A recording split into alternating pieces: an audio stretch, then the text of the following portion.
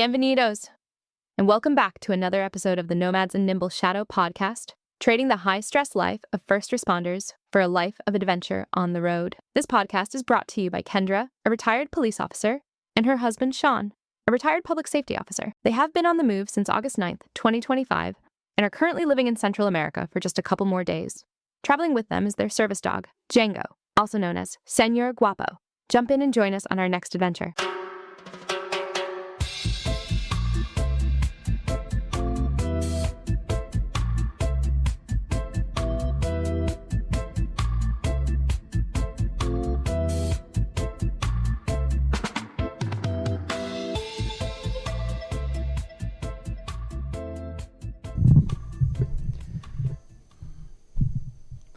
Checkity check.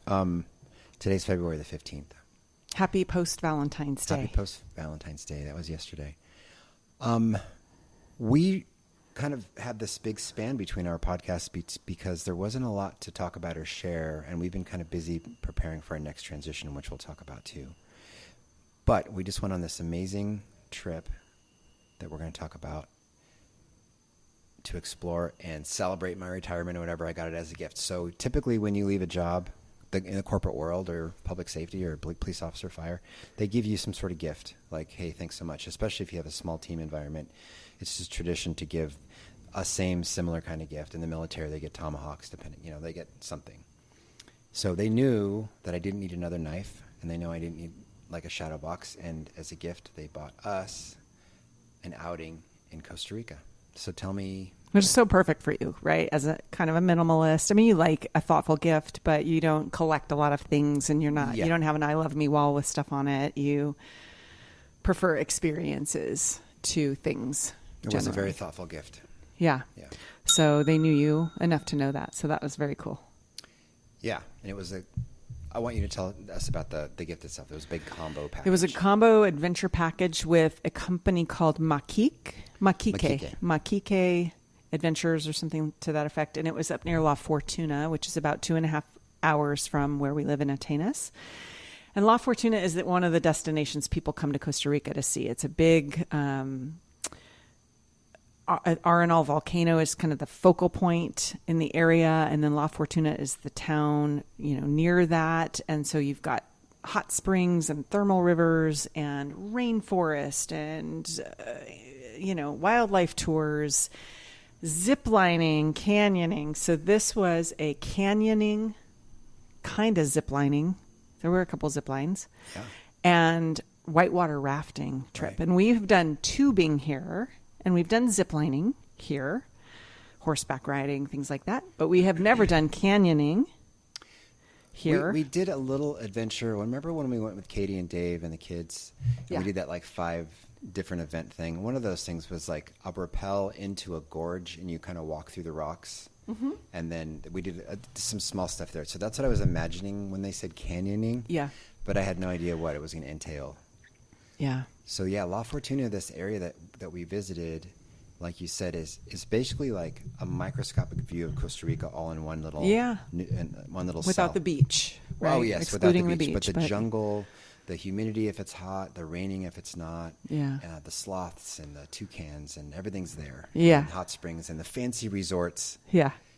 Expensive, and it's crowded. It's a crowded tourist town. Yeah. Lots of restaurants, lots of bars, lots of bakeries and things, and souvenir shops. So this area that we got driven to, was in this really thick kind of jungle, small mountain. Looked like we were going into a small mountain. Yeah, and we'd done it before, and I've rafted much more than most people, and I was like, this will be fun.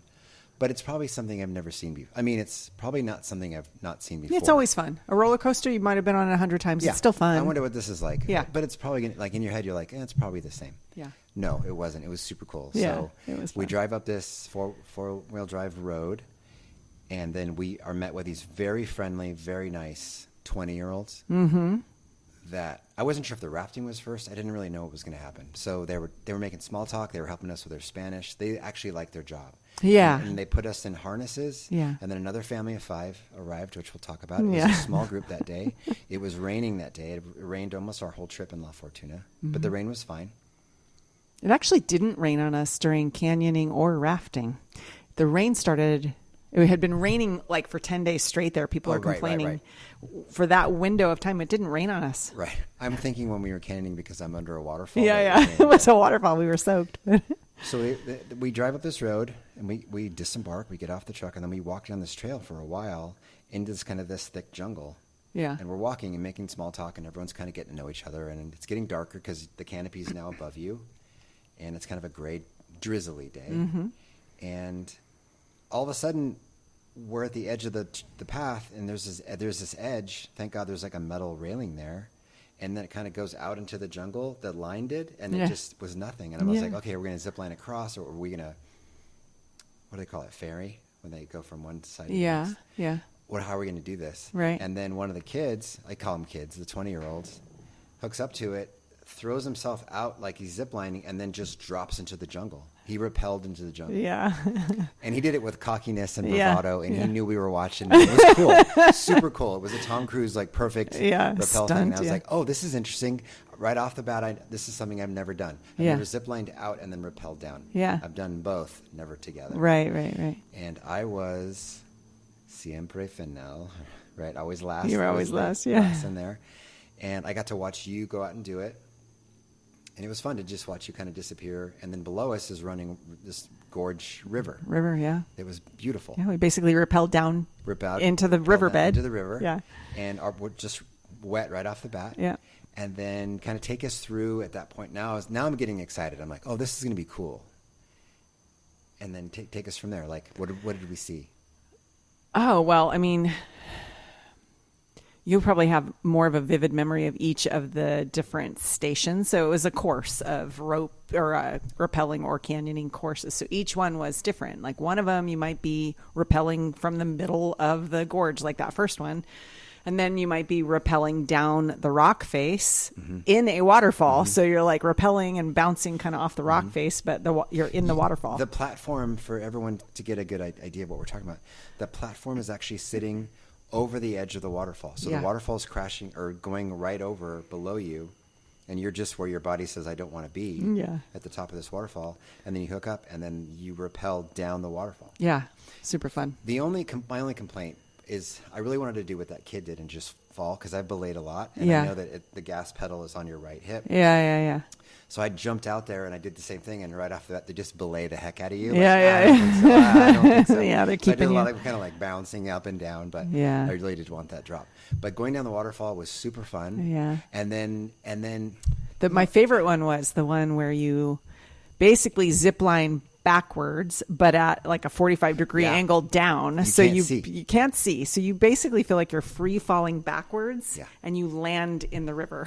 Yes, there, and you can't see. You really don't know what to expect. You know, you're crossing your fingers, you're not going to get hurt. But I wouldn't expect, unless I'd heard people screaming after they got slapped in the water, that we'd be landing in the water. Yeah. So that was cool. Yeah, to watch everyone's face. Like as they free fall. This isn't going to be so bad, and then kind of jumping backwards at, like you said, a 45-degree angle at full speed into water is weird. I was just about to say that each step, your body, I think, is just like preparing itself for like, okay, what are we going to see next? What are we going to see next? Then the rappel we talked about, the waterfall we talked about. And at that point, I'm like, okay, there's nothing that they could do now that's weird. Like, I'm just checking boxes in my head, like done that. But 45-degree angle was a weird one. Yeah, that was a weird. And then from that point, they unclip us, and then we had to jump from one rock into another big pool. Remember? Yeah, that's right. So a lot of people aren't comfortable doing that. Yeah, you had to jump into the river it. from a rock. It was maybe like 5 or 6 feet high. It wasn't super high. No, it wasn't. But a lot of people would have problems with that. Yeah. Actually, I don't even think it was that high, but into where you can't see the bottom. Yeah. You get your hair wet and everything. Like you're going in all the way under. Yeah, you're going in.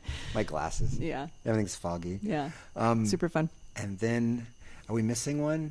There was a zip line situation. Yeah, the last one was a zip line all the way down. But what about the one? The really tall one was cool. Yeah. I don't know how many meters it was. I don't know. I'll put all the stats in the pictures of it. Okay. It's 180 meters, so something super tall. Yeah. You zip line out halfway and then rappel from down. It was super fun. Yeah. So we were very excited about that. And I kept thinking, Well, that was probably the best part of the day. Well, what's interesting to me as you're telling this story, I sometimes feel like I'm one of those dogs that people post on TikTok or Instagram that they say have like no brain or like a tiny brain because there's no thoughts going on in there. I'm not in any way, as we're standing in the line, thinking at all about what this zip line's going to look like. I'm not even giving it a thought. I'm like, I'm going to get up there and I'm going to see it, but I'm not anticipating or having a narrative about it. Nothing. I'm walking behind everybody and I'm looking at plants and looking for insects. And I'm trying to figure it out. I'm always I'm not thinking about it at all. And I had zero fear, which is interesting because bungee jumping, I was paralyzed with fear and didn't do it. And that crazy swing that we did in New Zealand, I hated every second of that. I'll post a video. That was awful. So I was wondering how, if just as I've aged, I have gotten more fearful of heights, or because I've done these things before, but I really didn't know. Am I going to get up there and my legs start quaking like they did on the bungee jump? But nothing. Okay. I didn't feel nervous at all. Good. I think the difference with it is, one, rock climbing and belaying, and you understand how the ropes work, but two, just that feeling of security of like, okay, sit back. They have you sit back into the harness so you can feel that you're secure before you, as opposed to jumping off and free falling. Trust, a lot of trust. Yeah, the idea of jumping off and free falling, I really dislike. Yeah. Yeah. So even just talking about it right now, I can feel it racing in my chest. It's just not my thing. Okay. So, that's okay. But yeah, awesome. And let's talk a little bit about the family that was with us. So we were with a family of 5 from Houston, and he's in the oil industry, and it was clear they have money and they travel a lot. But they were like one of those annoyingly perfect families that likes each other, right? Like nobody was bickering. They're playful. They were playing games on the bus, and so when we tried to kind of make small talk and introduce ourselves, because we're spending the whole day with these people, they were not interested. Yeah. They were pretty aloof. Dad, you're the best. Yeah. It was like the mom and the daughter were hugging, and then the siblings were playing games together. I mean, it was kind of cute, but also very SNL. Very SNL. We were sitting in the back of the bus, just kind of lonely. Like, no family is like this. You guys are aliens. You guys are annoyingly like. And I tried like 3 times to start conversation or ask questions, and they were like, "No, we've got our own little nuclear family here. Leave us alone." So I got the point. So that was who we did the whole course with, and then it was rafting. And then we went to rafting, and they drive us 45 minutes. Yeah. I just assumed that it would all drive. be in the same place, but it wasn't. So you get in a van, they give you some fresh pineapple. You're soaking wet. Did we change clothes? Whatever. And then they drive you 45 minutes. Lots of stuff to look at. Beautiful jungle roads. All the way to the Balsa River. Yeah. The Balsa River. I will post photos and map stuff. Yeah. And luckily for me, it worked out. The numbers work out. The whole family can fit in one boat, because you don't want like the younger sister. Now she's like, she doesn't want to be with us. Right. So it worked out perfectly, just the right number. And it was just you and me. And that makes maneuvering a boat very fun and easy and light. Yeah. Turning that boat with all those people in it's like hard. Rough. Yeah. But and they were big. They were like, football player sized men, the boys or the men. Yeah. Father, son. Yeah. So they weren't like little people. So that adds to it. Yeah. And there's a heavy pivot point in the front of the boat where the boat spins, where you and I are going to sit. And we've been rafting, and like, we're ready to go. This is exciting. You've been a river guide. Yeah. I mean, so that's good and bad, right? I could have a lousy time because I know too much, or I could have a wonderful time because the river's amazing and hard and tough, and the guy does great. Right. So he gives us a little speech in his pretty good English. Yeah. Turns out to be the lead guide of the company. Right. His name's Mario. Mm-hmm. Super Mario. And he had a kayak life vest on that was way too big and not going to fit very well. And sunglasses. Remember, it was like super gray and like yeah. Disney. He had Oakley sunglasses on like a badass. Yeah. And so looking at this river for the first time in my life, it's a class 3, 2 and 3. There was some pretty technical. He did a really good job of like getting us around stuff without really having to work too hard at it. He obviously knows the river. He obviously knows where to put the boat. But I was very impressed. Yeah. He didn't overdo it. He didn't underdo it. Yeah. Yeah, he was great. He was good with us. He was a great I was guy. worried how it was going to go when you refused to put your foot in Oh the my God. foothold. Let's talk about that for a second. Okay, so I know too much. So as a river guide, you don't want to tie yourself into the boat. You don't want to tie yourself in the boat. Right. And you don't want to be affixed in any way. So if the boat flips, you want to be able to get away from the boat or, Right. Get to air. And I've always known that. And I just know I'm not don't jam your leg underneath the thwart and all that kind of thing. Whenever you go to another country, we went to Thailand, that was the same way. They want you to lock your foot into this foot-sized Cup holder type of thing for a foot. It's like a foot holder, yeah. that at the right angle, your foot's not going to come out. Therefore, you're not going to come out. And I don't like the way it feels anyway. Like, your knees kind of tweak. Yeah, I want to put my feet in a position that's comfortable for me. What if my leg's too long or too short or my knee hurts bent that way? Like I hate that it's an assigned position for every person who sits there. Like everybody's body is different. So, but I'm compliant. So he tells me to put my foot in there. I don't want no trouble. So I put my foot in there. Right. You, on the other hand. And I avoid conflict in some occasions, but on this, not this one. I don't. Yeah. No, I was like, no, thank you. And like, no, I'm not going to do it. Yeah. And then finally he's like, no, put it in there. I was like, what if I don't? Like, what's the big deal? Okay, you can leave it out. Yeah, because he's thinking it's not worth arguing with this guy. Right. No. Yeah. Yeah. So it worked out. It was fine. And then he, like I said, he did a really good job. The rapids were challenging. We got soaking wet. And the coolest thing about it was when we go rafting as a family or whatever, unless we were in that time in Wyoming, near the Grand Tetons, when you're going down the river and it's just like bald eagles and like American flags against, it was beautiful. This is awesome because we're like in the jungle. Yeah. And there's this kind of a steam over the river. Yeah. And wrens and so many birds. I'm sorry, herons. Herons and egrets. Yeah, it looks just like a nature movie. Yeah. Vultures, lots of vultures. Iguanas in the trees. Iguanas all over the trees. Howler monkeys. Right. I mean, how cool is that? And the river was like the river you'd imagine in a movie that's all muddy, filled with silt. Right. You can't see at the bottom. Yeah. You don't know what's in there, that kind of thing. Right. Obviously, I'm not going to go where there's crocodiles and stuff, but it was awesome. Super fun experience. It was only about, I don't know, an hour? Was it an hour? No, I think he said it was 2 hours total. I don't know. It went by fast. It was amazing. Because we stopped for a snack, remember? We stopped at this little like island in the middle of the river and had some fruit, more pineapple, and then got back in the boat to finish it. So I think it was about 2 hours total. Okay. Yeah. So all in all, totally worth it. For those of you who are coming to Costa Rica, I wouldn't, depending on where you're coming from, I wouldn't drive to La Fortuna and then try to drive home. Yeah. So Kendra did a really good job in getting an Airbnb for 3 days, 2 nights. 2 nights. 3 days total without us being dead in La Fortuna, which is super busy. Yeah. Yeah. I purposefully, so I looked at the meeting spot for the adventure tour because I knew we were going to have to do it in the morning. And I looked for an Airbnb as close to there as I could. And it was in a little farm town, basically. There's a little tiny town. There might be one soda, one little tienda, right? No gas station or anything. It's just a little tiny town. And then it's all just little small farms along the side of the road. Dogs running around, cows. The more out in the country you are, the worse the roads are. So we knew we were getting into the country and with cows because the roads just kept pretty bad. Just getting around potholes. And, And then I was like, okay, I can't wait to see this Airbnb, right? Like, here we go again. Yeah. And it was this cool little 2-story small. Yeah, it was a very, like, I would not want to live in it. The layout was a little inconvenient, right? Tiny kitchen and living room area when you walk in, and then a little patio.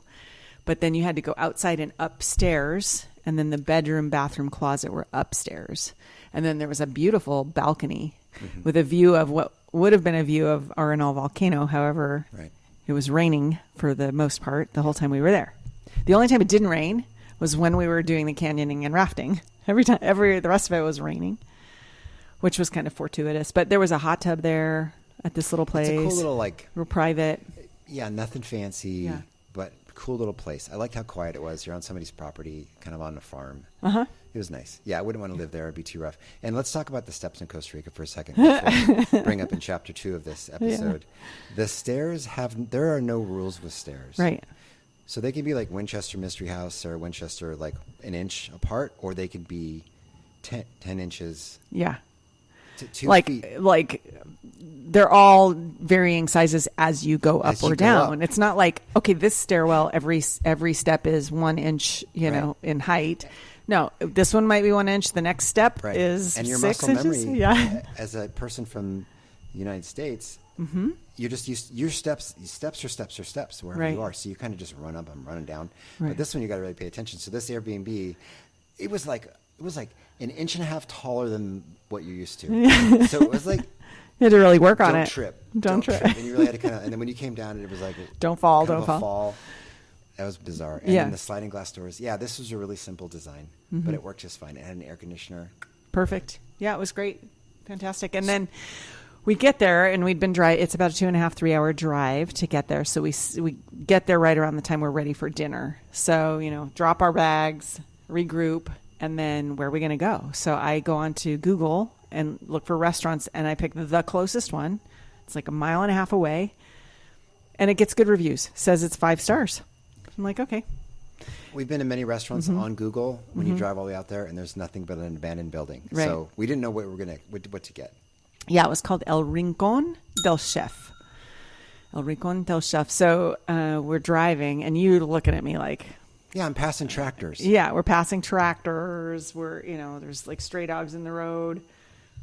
Kids walking to and from wherever. Everybody's got those rubber boots on, right? Those like rubber knee-high rain boots. And I'm sure we both were thinking, maybe I got the wrong place or something. And then, is that a bullet ant in the house? Probably. It's going right for the dog. Just want to put a cup over it until we're done? I think it is. No, I'll just put you on pause. Crisis averted. It was not a bullet ant. Anyway, so we're driving down these roads, and then we're both thinking, oh, great, Kendra screwed up again and got the wrong Google location. We got to go to a grocery store. Yeah, we got to find something. And all of a sudden there it was, like this cute little right out of restaurant. A movie set. Yeah. Little cute, little like barn structure with like outdoor patio lights. Guy leaning on the counter looking at the road. Mm-hmm. Yep. Yeah. Yeah. 3 tables. A table for 4, a table for 3, and another table for 4, and then a bar, like a built-in bar that had maybe 4 stools or something, 5 stools. That's it. That's all this place is. So we sit down, and whether it's good or not, this is where we're eating. Yep. So, and the menu had some surprisingly interesting choices for being in the middle of nowhere. This guy's been to cooking school. Yeah. Yeah. Well, first of all, first impressions of him and his son, super friendly. They spoke English pretty well. The son especially seems to be fairly bilingual. He goes to a bilingual school, we learned. And so he's the waiter. Dad's the chef. Mom's in the house, but the house is attached basically right behind. So they're chatting with us in English. We're chatting with them in Spanish. And you say to the guy, well, what'd you say? Like, what do you want us to order? I mean, this is his restaurant, and he's the chef, and he made the menu. It's local ingredients. Mm-hmm. He might, when you like, I'll have the duck. Oh, we don't have the duck. Like, right. Because you're in a small place. So, yeah. And sometimes I'm not a chef, but sometimes I have like 3 dishes. I'm really proud of one of them, and I want to showcase that or show somebody. Yeah. And if someone asked me, I'd say I'd try that one because I'm really proud of it. So as I don't know. I was just sort of like, I don't know. What would you like to serve us? Like, what are you interested in doing? And they were pretty honest with it. Like, oh, this is really good today, or we have this or that. So I think they liked it. It was kind of a nice breaker too. Yeah, for sure. So you ordered. I had the best grilled chicken. It was chicken thighs. No, what was it? It was a half a chicken. It was half a chicken. Half a chicken, yeah. Well, a Costa Rican sized chicken, so basically was the size of a giant thigh. Yeah. But it was marinated perfectly. Mm-hmm. It was super moist. Mm-hmm. It was really good. It was like we took pictures of it. Yeah. It's Instagram worthy photo of this food. Right. It was amazing. And what did you have? I had the skirt steak, wasn't it? Yeah. With homemade chimichurri. Yeah, I had chimichurri on it. And we both had the creamy avocado rice, which was to die for. That was super good. And some vegetables as our sides. And then the dessert We had like this, what was it called? A churro relleno. Churro relleno. And was a homemade churro. Yeah, air fried, not fried in grease. Yeah. And stuffed hot caramel in the middle. Yeah, dulce leche in the middle. And then 2 scoops of ice cream. Yeah, it was bomb. Super good. Super I just good. thought that if that dessert had been arranged in a different configuration, it would have been pornographic. Offensive, yeah. But it was presented nicely. Delicious. Yeah. So that was fun, and we were like, we'll be back. Yeah, went back the next night. Where go? Like yeah. Their competitor? Right. Oh, we forgot that after rafting. So we finished rafting, and where we finished rafting was like 15 minutes from the city center of La Fortuna. Yeah. So we, instead of going back to the Airbnb to shower and change and all that, we went straight to find the thermal river. Now, we have been to the Tabacon Hot Springs Resort in the past. Very nice. You pay quite a bit to get in. It was the experience we wanted with the kids. For sure. Fancy. It's kind of like Refuge in Carmel, if you've ever been to Refuge in Carmel, but like different temperature pools and swim up bar and, Beautiful surroundings. Yeah, really pretty art gardens. And then I don't remember if there was a steam room or anything like that, but just a nice restaurant, that kind of stuff. So that's what we did last time we were there. So this time we were like, now we've done that, and we read about an access point to the river if you drive past it, and you just pay the guy to watch your car on the side of the road. Guess what, everybody? Same water. Same jungle. You just don't pay a whole bunch of money for it. Right. It was awesome. So it was $10 for the parking fee. Oh, sure. But they watch your car. They watch your car, and you kind of have some peace of mind that it's not going to get broken into. And we hiked down to this river, and there were probably like 10 or 15 other people on that side of the river. And you could find your own little space and just relax. You're in this rushing, beautiful step river. Like little falls, 2-foot falls, 2-foot falls. Little waterfalls. Yeah. Boom, boom, boom. You have your own little area, and then like soft sand or lava rock underneath you, or smooth rock.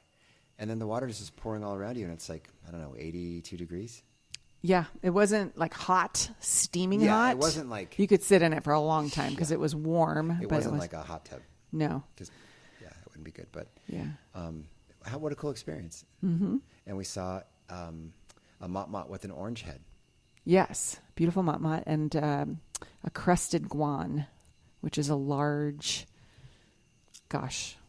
maybe not quite as big as a turkey, but it's a big bird. Jungle turkey. Yeah, jungle turkey, and they have this like weird crest on their head. And I'll post a picture. Yeah, I don't know if they fly, but they kind of walk around the jungle floor. So it was right looks there. like a little dinosaur. Yeah, yeah. The more we've been here, the more I've appreciated birds because for that reason, there's so many interesting birds here, and so many interesting soups. What's that? Soups. Yes, and bingo on Wednesdays. Yeah, there's just a lot of really pretty, colorful, interesting wildlife, but also birds. So it's kind of cool to see them out in the wild. Like, to me, seeing a toucan in the wild, so exciting. And I've been so disappointed because the toucan that we have in the neighborhood flies right by my house. He flies right by. He does not stop at my feeder. He goes into my neighbor's jungle, and we don't see him again until like a week later. Today, we went to a housewarming. We have some friends that just moved into across the other side of Atenas. Beautiful little house, but on that side of Atenas is entirely different flora and fauna. Entirely different microclimate over there, right? Yeah. And it was hotter, and it was like they're kind of in a valley type of thing, a little finca with like more down in a valley. And beautiful trees outside their window. And we are there like chatting, and I look, and there's a toucan like sitting in the tree right in front of their yard. I was so mad. I'm like, how come I don't get one at my house? That awesome tree. Yeah, they like that side of, because there's other toucans I hear over there. But anyway. So ADD, we were talking about our rafting trip. Rafting trip, dinner, thermal river, birds, what Hot we tub. saw in the thermal river. Yep. So then... Oh, this guy, by the way, after rafting.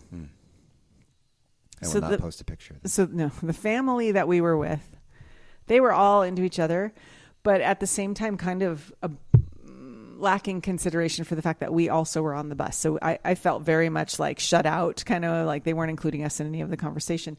So they start playing some really loud road trip game, and they're getting louder and louder and louder as if we're not in the room. I'm sure the driver loved it because they were just loud and laughing loud and yelling and all this, having a good time. Crazy, happy family. So we're in the very back row. They're in the very front of this van, and the van seats are fairly high, like shoulder height when you're sitting down. So, Sean decides this is a good time to get totally naked. It's a mobile locker room. It's not. Well, I mean, I can see how you would see it that way. So he gets it completely naked in the seat. I'm sitting on a towel. Sitting on a towel in order to put on his dry clothes instead of waiting 45 minutes with soggy clothes until we get back. And he sits there and then decides to air out. So he's just sitting there for like 10 minutes of the drive. She promised if we got in a car accident, her last movement was to put shorts on me.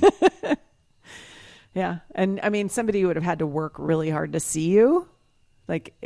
They would have had to stand up and walk to the back of the bus to see you. But I was just entertained and also mortified, as usual. Complicated. Mm-hmm. Yeah. So thanks for that memory. You're very welcome. So the next day, the trip's not over. Trip's not over. Let's go the long way back. There are these waterfalls I want to see. Yeah. It added, the long way, instead of 2.5 hours, is a 3-hour drive back. Perfect. Drive an hour and a half to the waterfalls that I wanted to see. Yeah. Drive another an hour and a half home. And it's raining. It's raining. So we're driving. The potholes are getting weirder. Yeah. And deeper and bigger. Yeah. And we're just driving and driving. And all of a sudden, how long did we drive? Maybe an hour and 45 minutes. We start seeing this pipe.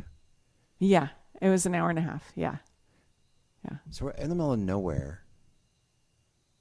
Yeah. We're at the base of the volcano, the Poaz volcano. Okay. We're on the back side of it, or on the western side of it. And it's getting, higher and higher into the mountains. And it's very lush and rainforesty over there. Green, everything's green and lush and moist and fog layer and all that. And we start seeing a pipe. Yeah, it just seems so out of the ordinary. I was like, take a picture of that pipe. It looked like the Alaskan pipeline in the middle of nowhere. Yeah. And it's water. It's San Jose's water. Yeah. They pipe it all the way down there. Yeah. So we keep going, and we're almost there, and we pull in, and it costs money because, it's fine. It costs money. There's an entrance fee to this waterfall park. It's private property. Somebody owns it, and so they charge an entrance fee if you want to walk and hike to the waterfalls on their property. Awesome. So we figure out where we're supposed to go. They say allow yourself 3 hours to go to all the 6 waterfalls for the hike and everything. Mm-hmm. So I'm like, it's going to be a long day because by now it's like 1 o'clock in the afternoon. We still have to drive all the way back. I'm trying to do the math. Like, is this going to be doable or not? And we start walking in. It starts raining. And it's a beautiful... Can you imagine owning that, like land? No, God. So this manicured trail, there's no one around. If you can't make this path, your typical tourists are not there. Right. There's no strollers or wheelchairs or... Yeah, you're in the jungle. You're hiking. So we walk for quite a while, and we get to kind of a trifurcation of where do you want to go? Do you want to go to these waterfalls or these? And only one of the waterfalls that says you can swim in. Mm-hmm. So I was really kind of like, I want to do that. And I'm not sure first or last or whatever. So we go to the one that, because you have to go in order from left to right to top to bottom. You couldn't possibly go out of order. No. So we go all the way up these stairs, probably 1,000 stairs, 500 up, 500 down to get to this place. And I'll post this crazy it looked like Disney made it. Yeah.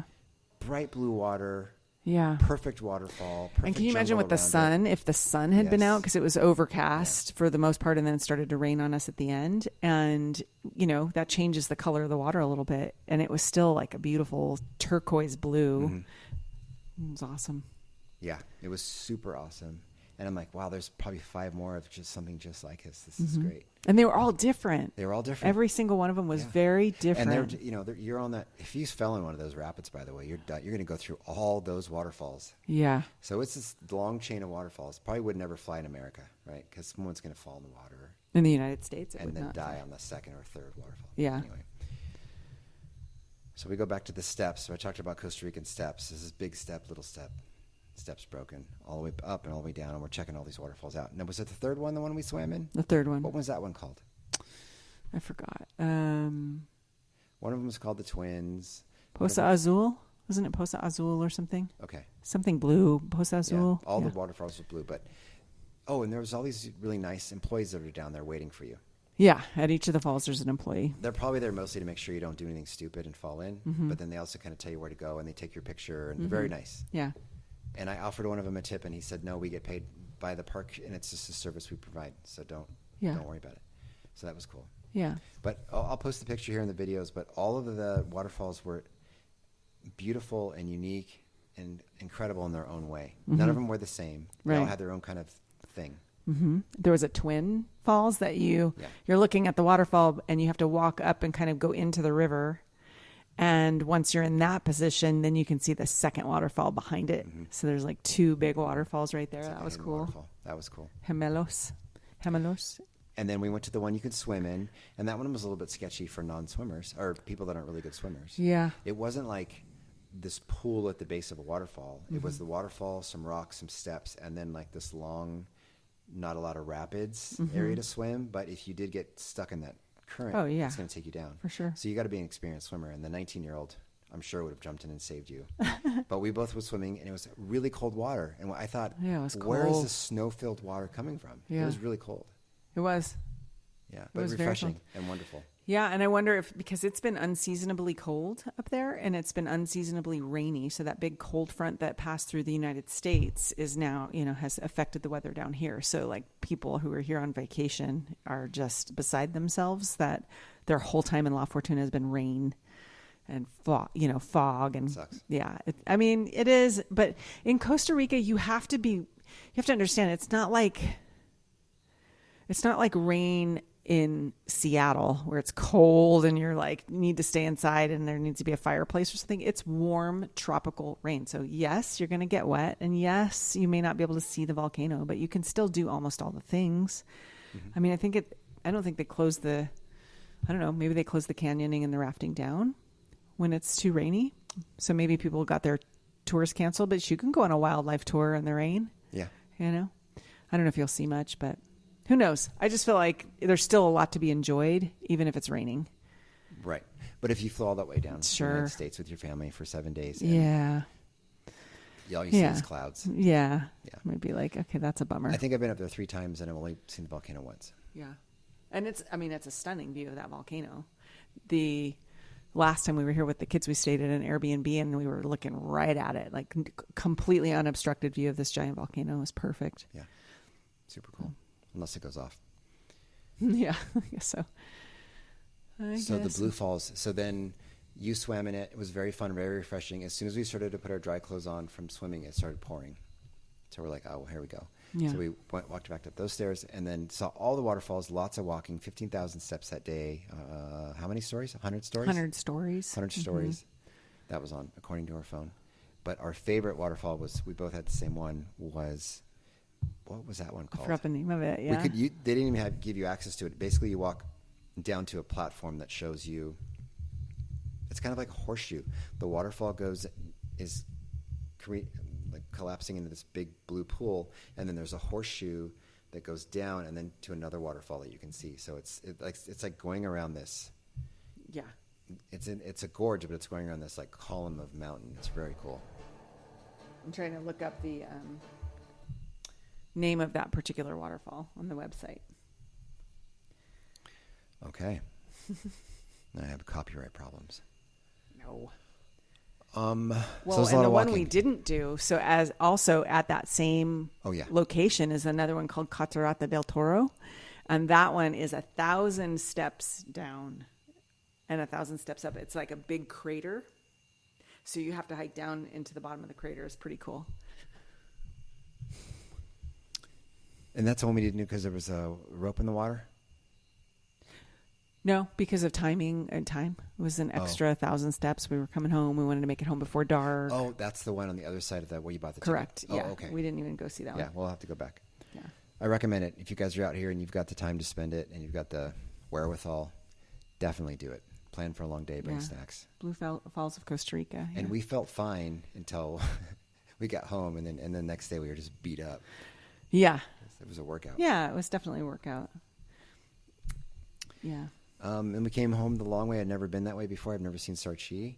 It's basically a town on a mountain, and we descended for an hour and a half just straight down the whole time. I'm like, when is this going to stop? It was a lot Might as well of be in a mountain cable driving. car.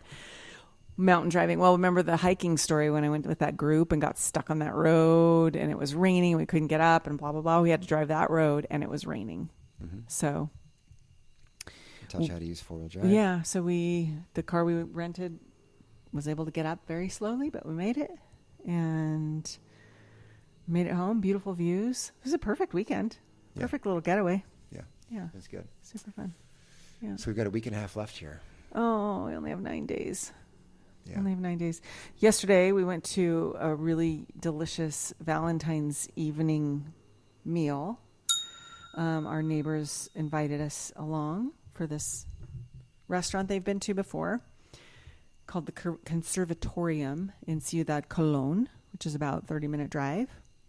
And so I didn't have any idea what to expect. I didn't look on the website, nothing, as usual. I just am like, along for the ride, and let's see where this takes us. And it was nice. Mm-hmm. It was a really nice restaurant. Mm-hmm. And tell us about what you got and what I didn't your know what to impressions expect were. either. I'm just along for the ride. And did we put money down or so? Like, it was already reserved. I don't know if it was like a fixed menu. We didn't know what to expect. Yeah. They sit us in our own little room in a round table. It was very nice. And then I understand it's going to be more of an experience with some good food, because the first thing they brought out was basically like a little Zen garden with 3 gray stones and some plants growing out of it. And then on the left was a little sourdough roll. Mm-hmm. And then a little pat of like butter that looked like a bush. And it had been rolled. Yeah, it was like rolled in herbs and Yeah, and, it was a very beautiful looking plate. Mm-hmm. And then I was like, first thing I was like, this is going to be cool, and I wonder how much is this going to cost? Yeah. Because I thought it was like a Michelin place or what. Right. And the stones, one of the stones is a roll that's handmade that looks just like the rock. Mm-hmm. So that was a cool experience. And they have like ash or something that they put in it to color it Yeah. gray like the other stones. Yeah. So that it was kind of a little artistic piece there. Yeah. And that's how it started. And the food was delicious. Cocktails were delicious. It was great. Yeah.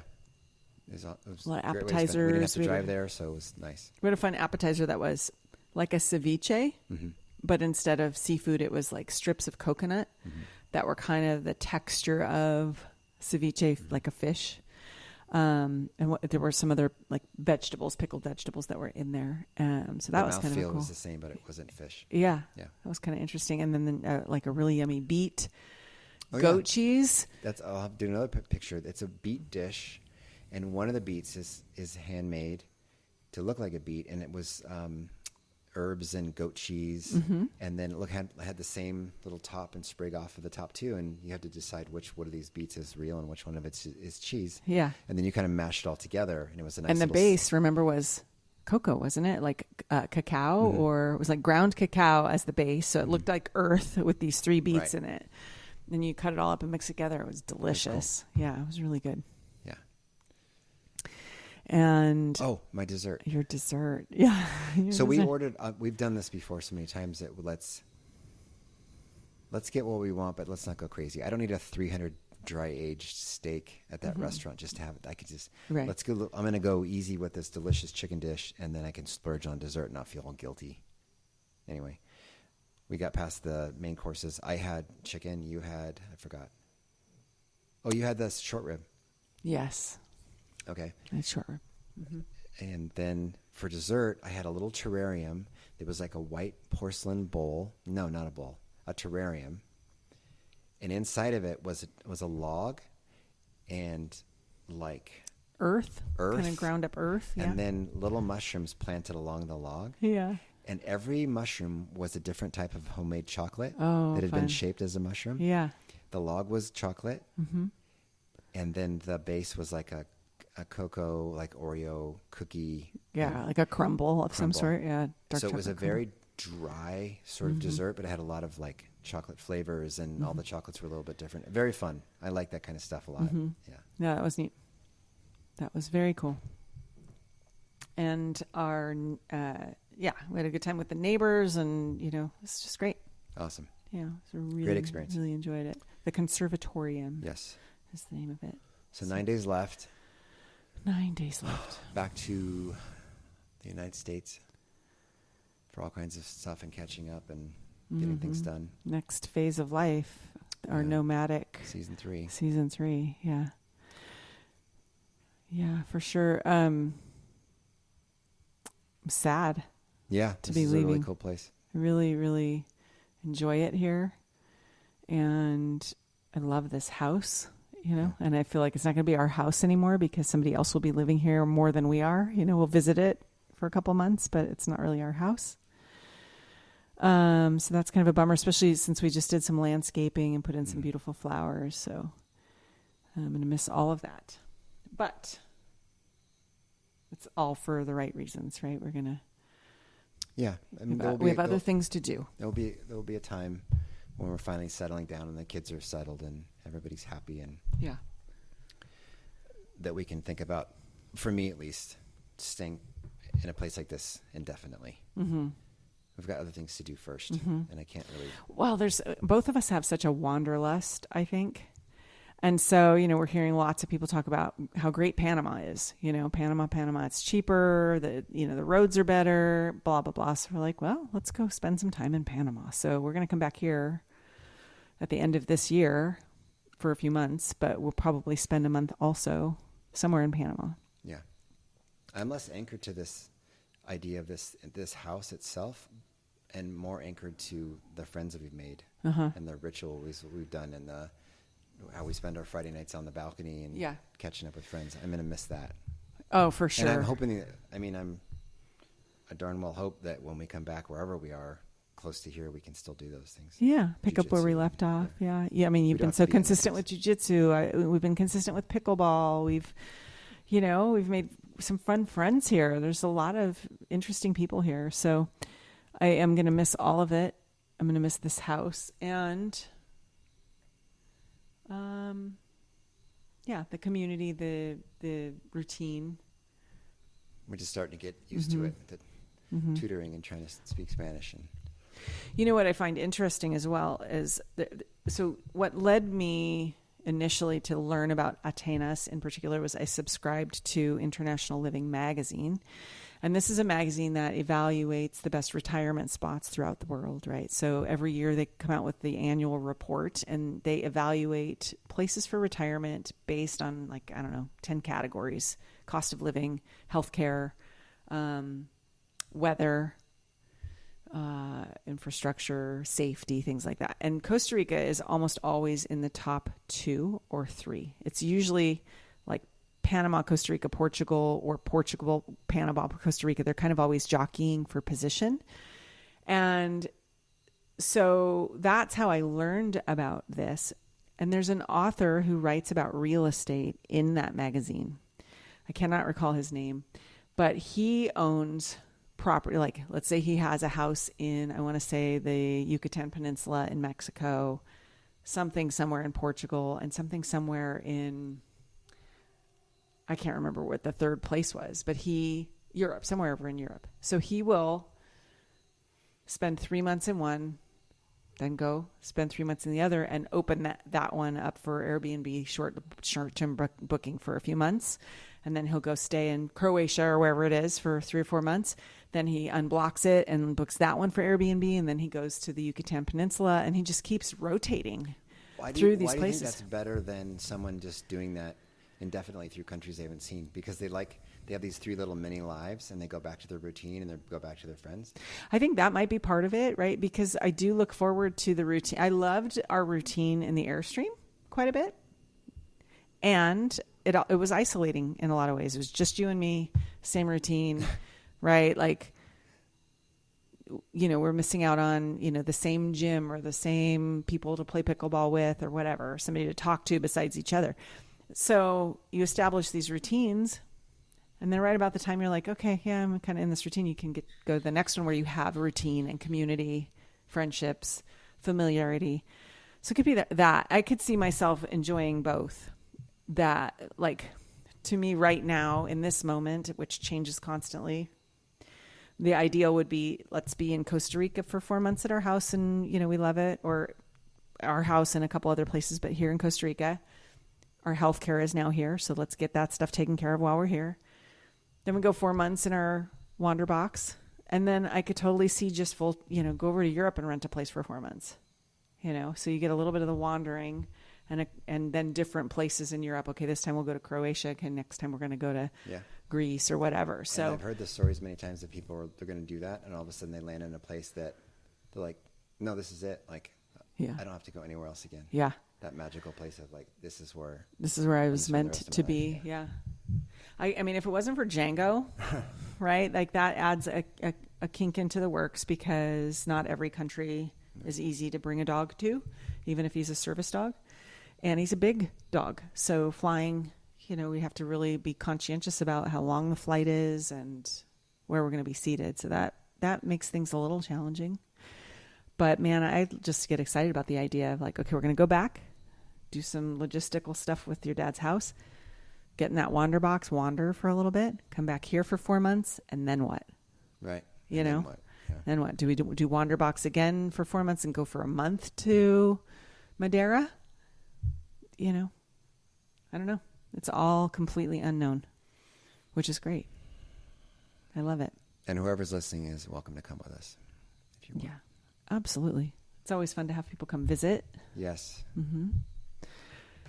In September, the plan right now is to rent like a big villa over on the Caribbean side for a month and see if we can get people to come visit. Come stay a few days. Come stay a week. Yeah. Come on over. That'd be awesome. That would be awesome. All right. Well, very cool. Were you guys caught up? You're all good? Everybody's caught up with what we're doing? We are hoping that before we leave, we have a couple of friends that we would love to interview on the podcast who have moved here. Today was super interesting. So the housewarming party we went to was, we were introduced to this couple by two people we play pickleball, our friends Don and Vanessa, and they were thinking of maybe renting our house, but we were asking too much rent, and they wanted to stay within a certain budget. And they needed a couple more, like they needed enough. They really needed one more room. Yeah. So they kept looking, wasn't going to work out. And so then they found a house here. And so we got invited to their housewarming. And so we hadn't met most of the couples there. It was 5 or 6 different couples, different circle of friends from different parts of Costa Rica. Only a couple of them live in Atenas. They came from all over Costa Rica. They were so interesting to me to talk to. Like, why are you here in Costa Rica? Like, they've all come from the United States within the last, I think, 6 years. Texas, Atlanta. One guy was from... Somebody was from San Antonio. Somebody's from Atlanta. I don't know if I talked Maryland. to One guy worked in Maryland for a while. Okay. Yeah. So, yeah, like, interesting. And they weren't friends until they came here. Right. They met here. And all of them had kids. They all have kids, except for Don and Vanessa, whose daughter kids is grown. in a foreign country learning Spanish. Yeah, kids going to school. And so That's a big jump. One woman, she has 4 children, and they moved here, I think she said 6 years ago. Like, her youngest was 5 or 6 years old, and they like pick up everything, her mom and her husband and 4 kids, and the 7 of them moved down. And and with dogs. Yeah. Super, super interesting. Like, so I enjoy asking, like, so tell me about how you made that decision and what got you to Costa Rica. And yeah, it was very interesting to learn their stories. And so I had a great time. Nice people. And so Don and Vanessa are one of those couples who have moved here maybe 4 or 5 months before we did. I think they've been here since like July. Yeah, so we need to interview them. But what I really want to do is I'd love to interview all of our friends here. I know it's like crazy, and how would you do that? And, Yeah, that's true, right? I mean, I definitely want to ask them before we leave, like, are you interested at all or not? And then it doesn't have to be very long, just a quick, why are you here? Yeah. How are you enjoying it? What were the things that compelled you to uproot everything from the United States and relocate? Yeah. And are you here for good, or are you thinking about moving on to something else? Mm-hmm. Is this temporary forever? Yeah. Yeah. Very interesting. Because I think Yeah, you're right. We haven't, I don't know why we haven't asked like Sanjeev and Heather or Thomas and Judy, because we see them every day. So maybe, you know, it's that familiarity, but it makes sense that we would. It wasn't until you brought up that you wanted to do Vanessa and Dawn. Mm-hmm. So I was like, we should just interview everybody. Anyway, maybe that'll be coming in the future, but we've got only 9 days left. Mm-hmm. 2 of those days are going to be eaten up altogether. One of those days is going to be a very important double date. Double date. Yeah. Mm-hmm. You want to talk about the double date? We're people of a certain age now. I think we already did. We're double getting double colonoscopies on the same day, just because. That doesn't mean we're each going to get 2 scopes. Yeah. First one's done. Let's go to the second one. Yeah. No, I mean, we have to get a ride there. It's not in Atenas. It's about a drive away. Yeah, 25 minutes or so.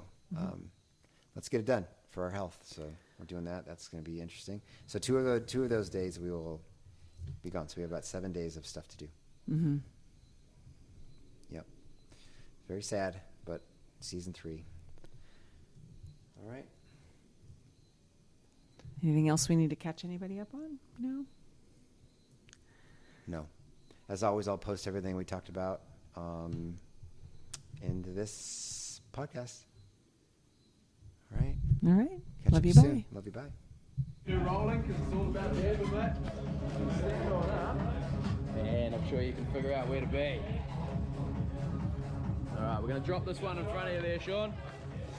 And have a look over to the right. Give us a smile.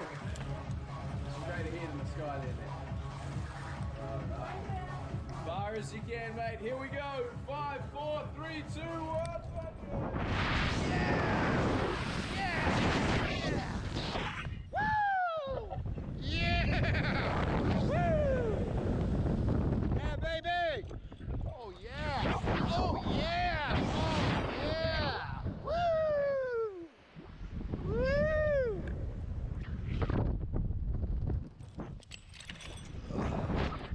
That's how you do it, baby. That's how we roll. Oh, yeah!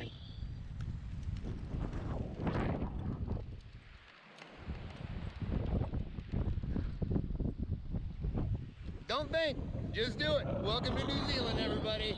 Ow!